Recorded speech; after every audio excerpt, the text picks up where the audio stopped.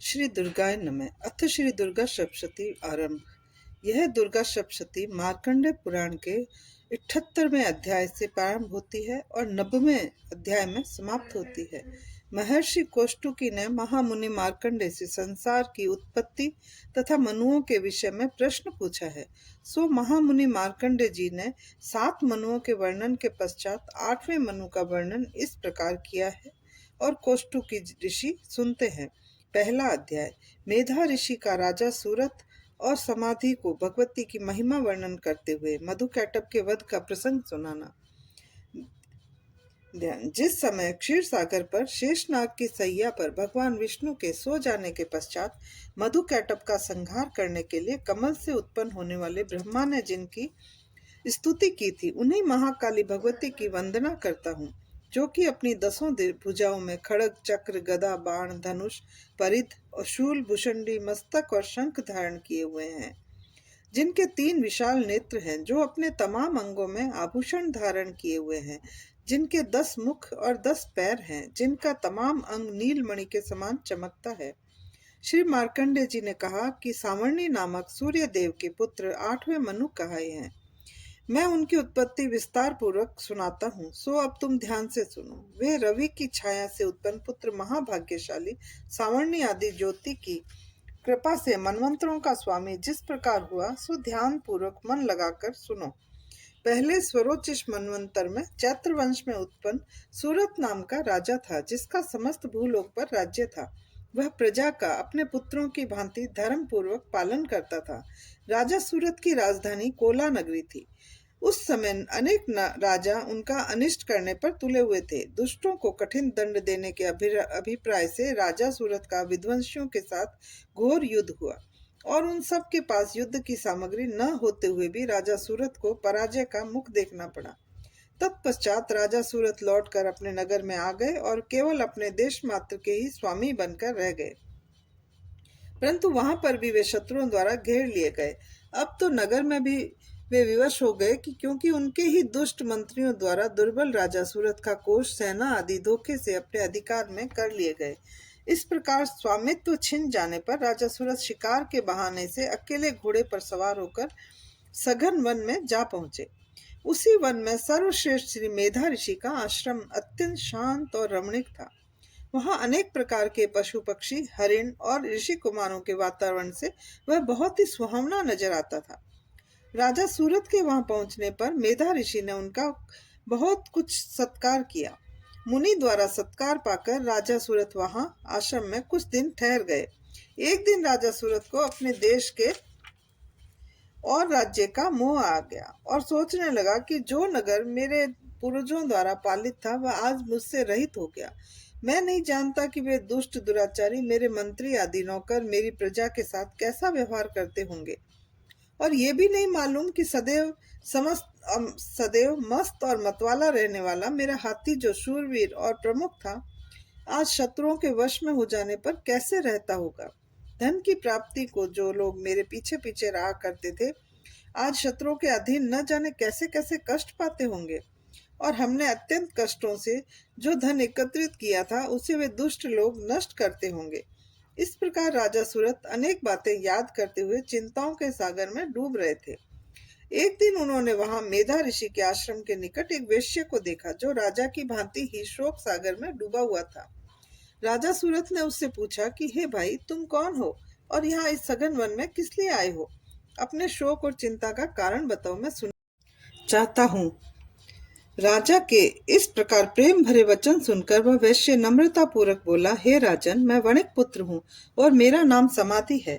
मेरा जन्म धनाढ्य घराने में हुआ है।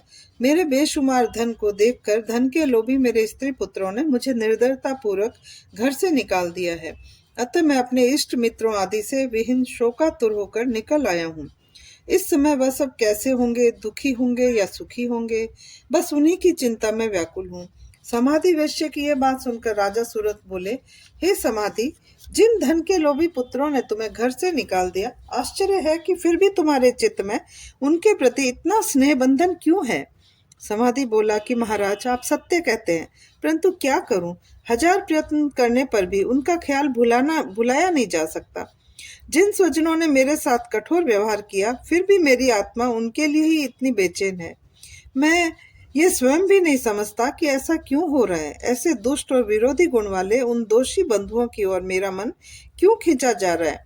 हे राजन, उन सब के गम में मैं सांसें ले रहा हूँ और उन्हीं की चिंता मुझे सताए जा रही है।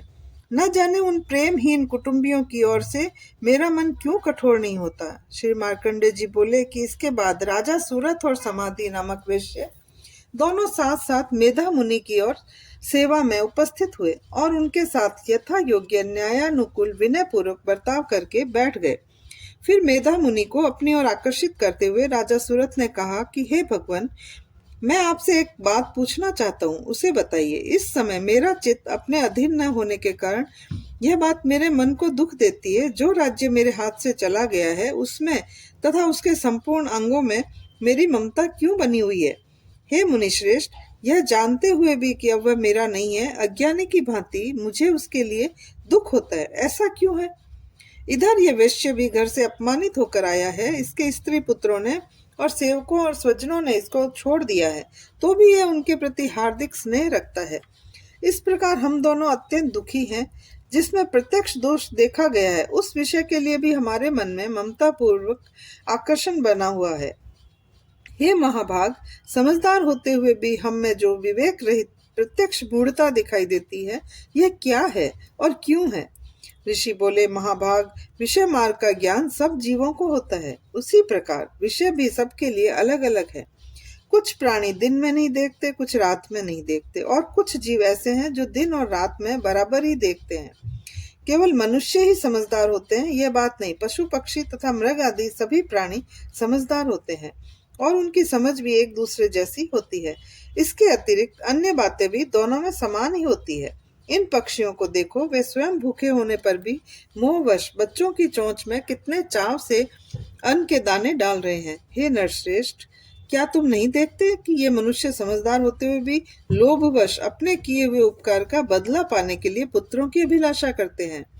यद्यपि उनमें समझ की कोई कमी नहीं है, तथापि सांसारिक स्थिति बनाए रखने वाली महाभगवती महामाया के प्रभाव द्वारा ममता रूपी भंवर के गहरे गड्ढे में गिराए गए हैं।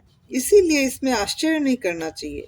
भगवान विष्णु की योग निद्रा रूपी महाभगवती महामाया द्वारा यह जगत मोहित हो रहा है। वे भगवती महामाया देवी ज्ञानियों के भी चित्त को बल पूर्वक खींचकर मोह में डाल देती है। वे ही इस संपूर्ण जगत की उत्पत्ति करती है तथा प्रसन्न होने पर मनुष्यों को मुक्ति के लिए वरदान देती है। वे ही पराविद्या, संसार बंधन और मोह का कारण सनातनी देवी संपूर्ण ईश्वरों की भी अधीश्वरी है। मेधा ऋषि की यह बात सुनकर राजा सूरत ने पूछा, भगवान, वह देवी कौन है जिन्हें आप महामाया बताते हैं? ब्रह्म वेताओं में श्रेष्ठ है। हे महर्षि, उन देवी की उत्पत्ति, प्रभाव, चरित्र तथा स्वरूप मैं आपके मुख से सुनना चाहता हूँ। ऋषि बोले, राजन, वह देवी नित्य स्वरूपा है। यद्यपि जगत उन्हीं का रूप है और वे समस्त विश्व में व्याप्त हो रही हैं, फिर भी उनकी उत्पत्ति अनेक प्रकार से होती है। वह मुझसे सुनो। यद्यपि वे नित्य और अजन्मा है, तथापि जब देवताओं का कार्य सिद्ध करने के लिए प्रकट होती है, उस समय लोक में उत्पन्न हुई कहलाती हैं। कल्प के अंत में जब समस्त संसार जलमय था और एकमात्र विष्णु भगवान शेषनाग की शैया पर योग निद्रा में सो रहे थे, उस समय उनके कानों की मैल से मधु और कैटभ नामक दो भयंकर असुर उत्पन्न हुए। वे दोनों ब्रह्मा जी का वध करने को तैयार हो गए। भगवान विष्णु के नाभि कमल में विराजमान प्रजापति ब्रह्मा जी ने उन भयानक असुरों को अपने पास आता देखकर भगवान को सोया हुआ देखा, तो वे एकाग्रचित होकर भगवान विष्णु को जगाने के लिए उनके नेत्रों में निवास करने वाली योग निद्रा, जो विश्व की अधीश्वरी, जगत को धारण करने वाली, संसार का पालन और संहार करने वाली तेज स्वरूप भगवान विष्णु की अनुपम शक्ति भगवती निद्रा देवी की स्तुति करने लगे। ब्रह्मा जी ने कहा, हे देवी, तुम ही स्वाहा, स्वधा और वशटकार हो। स्वर भी तुम्हारे ही स्वरूप है। तुम ही जीवन दायिनी अमृत हो। नित्य अक्षर प्रणव में अकार, उकार, मकार, इन तीन मात्राओं के रूप में तुम ही स्थित हो, तथा इन तीन मात्राओं के अतिरिक्त जो बिंदु रूपा नित्य अर्ध मात्रा है, वह भी तुम ही हो। देवी, तुम ही संध्या, सावित्री और परम जननी हो। हे देवी, तुम ही विश्व को धारण करती हो और तुम्ही से इस जगत की उत्पत्ति, पालन और संहार होता है। तुम्ही महाविद्या, महामाया, महामेधा, महास्मृति, महामोह रूपा, महादेवी और महाअसुरी हो। त्रिगुण स्वरूपा, महाकाल रात्रि, महारात्रि, मोहरात्रि और श्री ईश्वरी, रिम, बुद्धि, लज्जा, पुष्टि, तुष्टि, शांति, क्षमा तुम ही हो। खड़ग, शूल, गदा, चक्र, शंख, धनुष, बाण, भुषंडी तथा परिध ये तुम्हारे अस्त्र हैं। संसार के जितने सुंदर पदार्थ हैं तुम उनसे भी अधिक सुंदरी हो। हे सर्वस्वरूपे देवी, सत असत जितनी वस्तुएं हैं उनकी सब कुछ शक्ति तुम ही हो। ऐसी अवस्था में तुम्हारी क्या स्तुति हो सकती है। ऐसी और जो इस जगत की सृष्टि, पालन और संहार करते हैं, उन भगवान को जब तुमने निद्रा के अधीन कर दिया है, तब तुम्हारी स्तुति करने में कौन समर्थ हो सकता है। मुझे भगवान शंकर तथा विष्णु को तुम्ही ने शरीर धारण कराया है, अतः तुम्हारी स्तुति करने की शक्ति किसमें है। हे देवी, दोनों दुर्धर्ष असुर मधु और कैटभ को मुंह में डाल दो और भगवान विष्णु को शीघ्र ही जगाकर इन दोनों को मारने की, असुरों को मार डालने की बुद्धि उत्पन्न कर दो। ऋषि कहते हैं कि हे राजन, जब ब्रह्मा जी ने वहां मधु और कैटभ को मारने के उद्देश्य से तमोगुण की अधिष्ठात्री देवी योग निद्रा की इस प्रकार स्तुति की, तब वे भगवान के नेत्र, मुख, नाक, भुजा, हृदय और छाती से निकलकर ब्रह्मा जी के सामने खड़ी हो गई। योग निद्रा से मुक्त होते ही जगत के स्वामी भगवान जनार्दन शेष सैया से जाग उठे।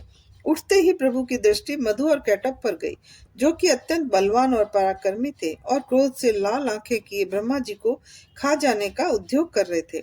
तब भगवान श्री हरि ने उठकर उन दोनों के साथ 5000 वर्ष तक केवल बाहु युद्ध किया। फिर वे दोनों दैत्यों ने अत्यंत बल के कारण उन्मत्त हो रहे थे, मगर महामाया ने उन्हें मोह में डाल दिया और इस कारण विष्णु से कहने लगे कि तुम्हारी वीरता से हम संतुष्ट हैं, इसलिए तुम हम लोगों से कोई वरदान मांगो। यह सुन भगवान बोले, यदि तुम दोनों मुझ पर प्रसन्न हो तो अब मेरे हाथों से मारे जाओ। बस इतना सा ही मैंने वर मांगा है। मेधा ऋषि कहते हैं कि इस प्रकार ठगे जाने पर उन्होंने चारों ओर जल ही जल देखकर भगवान से कहा कि जहाँ पृथ्वी जल में डूबी हुई न हो, वहां जहाँ सूखा स्थान हो, वहीं हमें मार सकते हो। इतना सुनते ही तथास्तु कहकर शंख, चक्र और गदा धारण करने वाले भगवान ने इन दोनों के मस्तक अपनी जंघा पर रखकर चक्र से काट दिए। इस प्रकार ये महामाया देवी ब्रह्मा जी द्वारा स्तुति किए जाने पर स्वयं प्रकट हुई थी। अब मैं पुनः उनके प्रभाव का वर्णन करता हूँ, ध्यान पूर्वक सुनो।